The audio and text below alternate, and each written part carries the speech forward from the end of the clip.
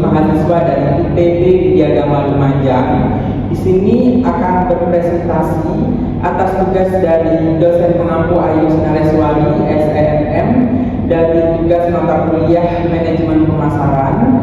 Saya Mustaqil Arifin dengan NIM 2251-26311 dari kelas 2 MB1, dan teman saya Jawaharul Makmum dari kelas 2 MB1 juga dengan NIM 2251-26281. Akan mempresentasikan mengenai pengembangan strategi dan rencana pemasaran.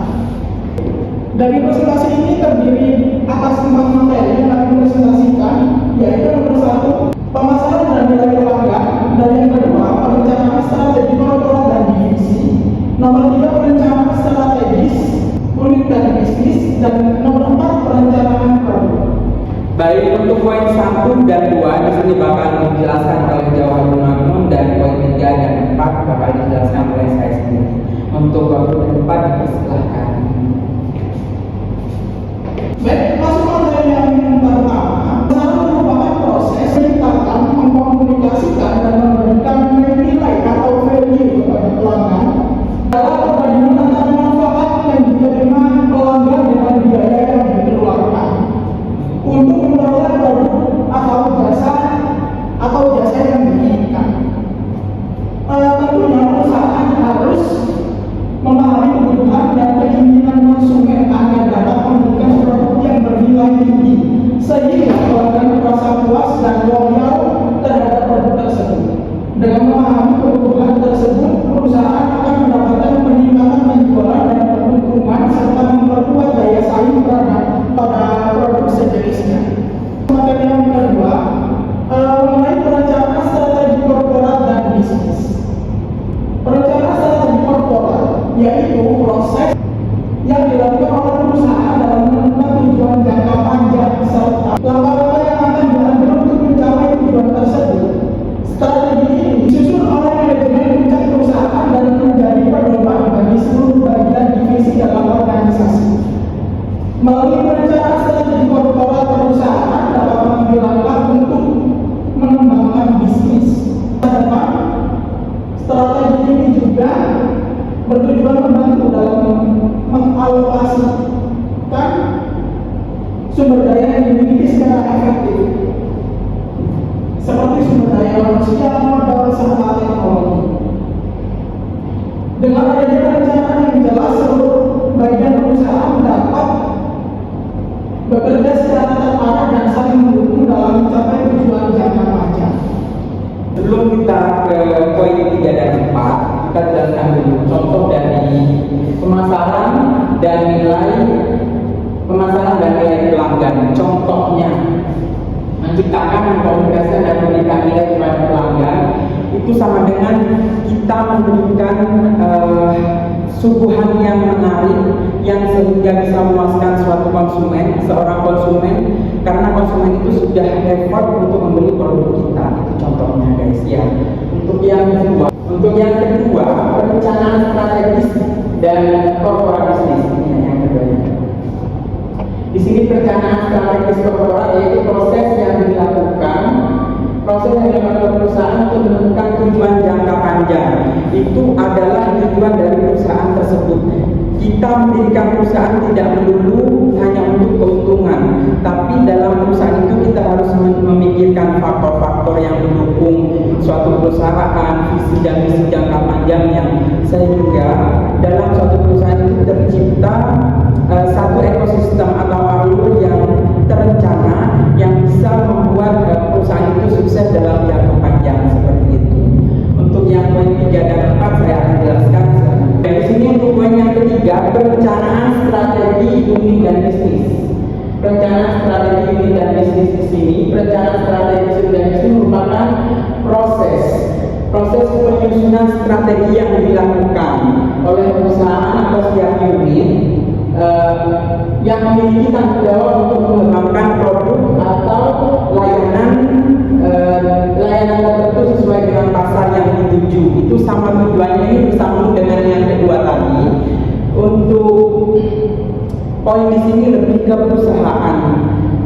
perusahaan perencanaan strategi dan bisnis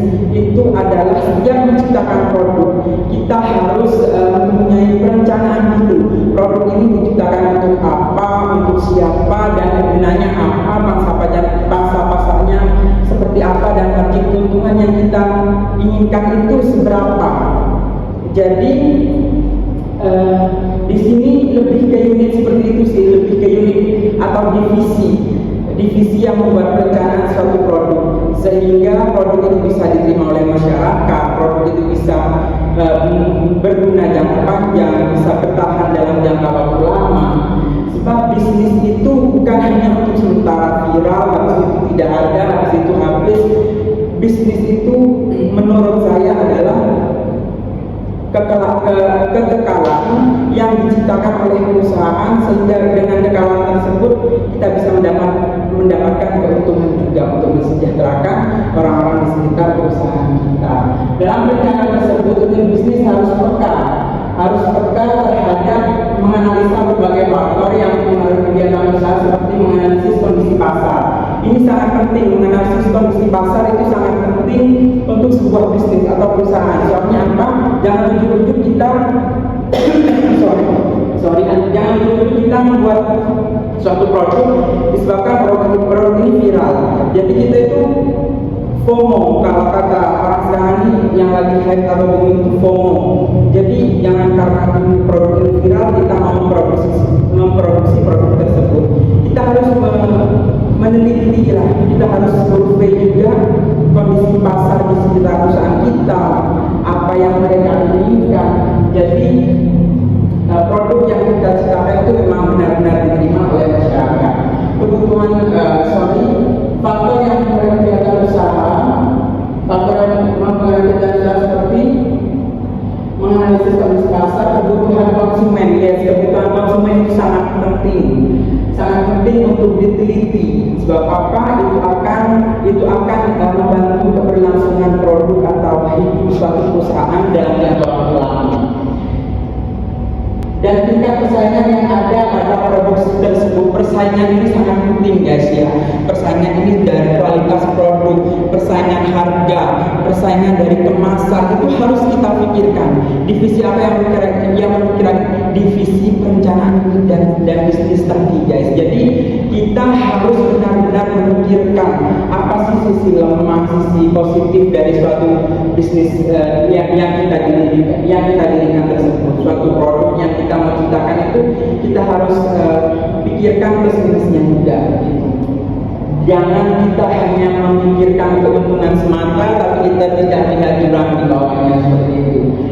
Dan tingkat persaingan pada produk ini dijual. Berdasarkan analisis tersebut, unit bisnis dapat menentukan strategi yang tepat untuk meningkatkan penjualan dan memperkuat posisi produk tersebut di tengah persaingan. Ya, pasti setiap produk yang kita miliki, kita ingin produk kita itu selalu nomor satu. Tapi bagaimana untuk memiliki kedudukan yang nomor satu? Ya dari perencanaan bisnis. Jadi kita harus selalu meneliti, selalu harus ada harus ada pembaruan lah.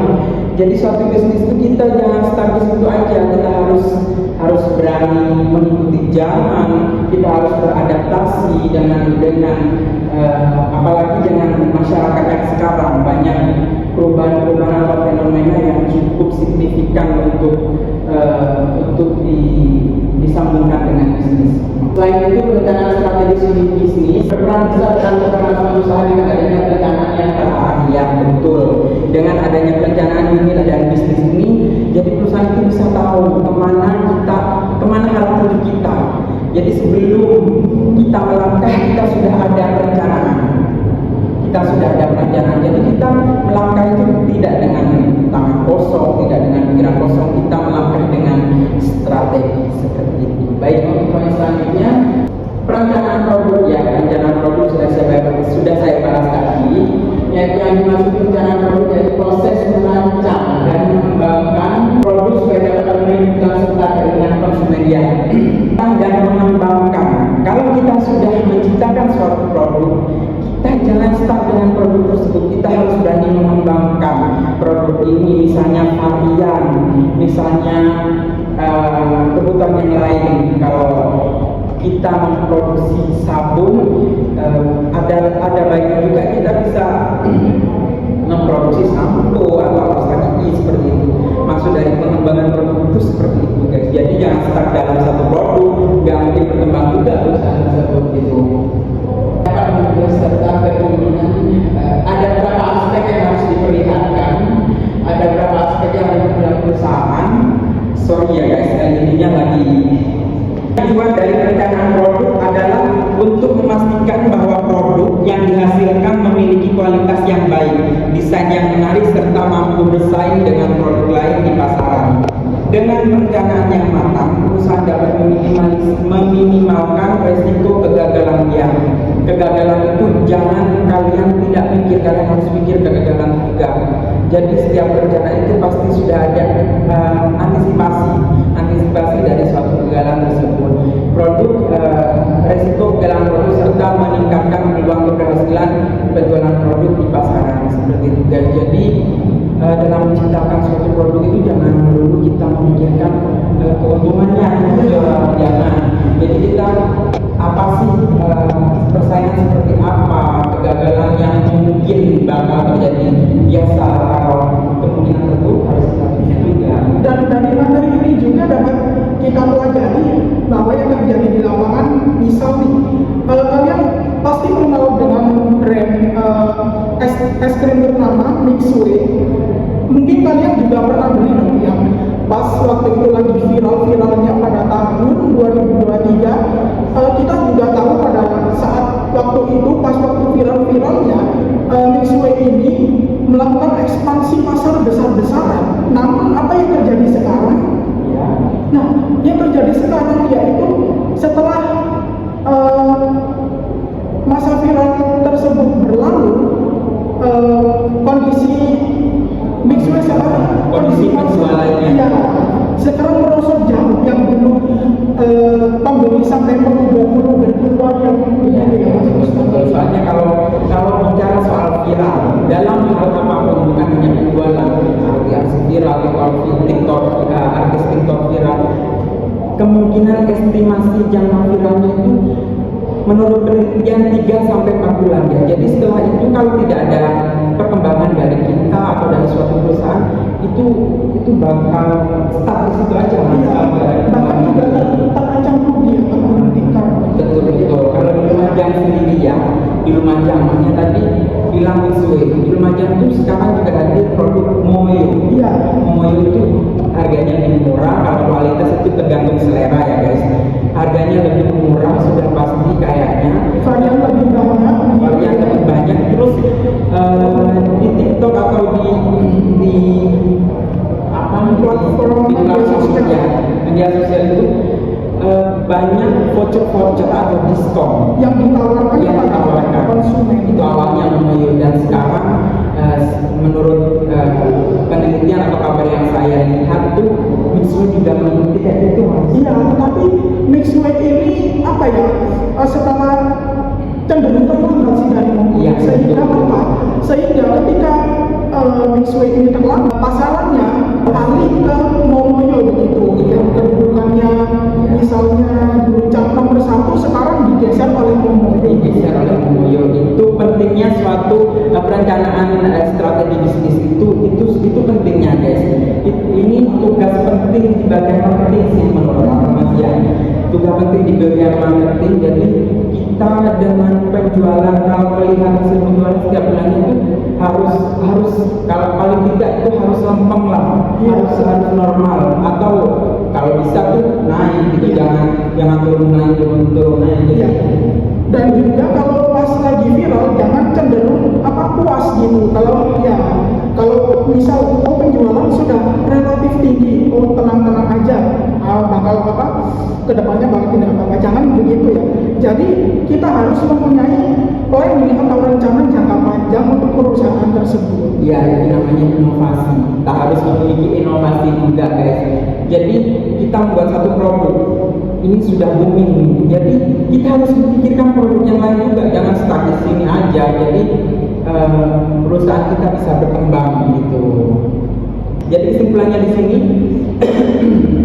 untuk suatu perusahaan atau suatu perseorangan pelaku usaha di sini.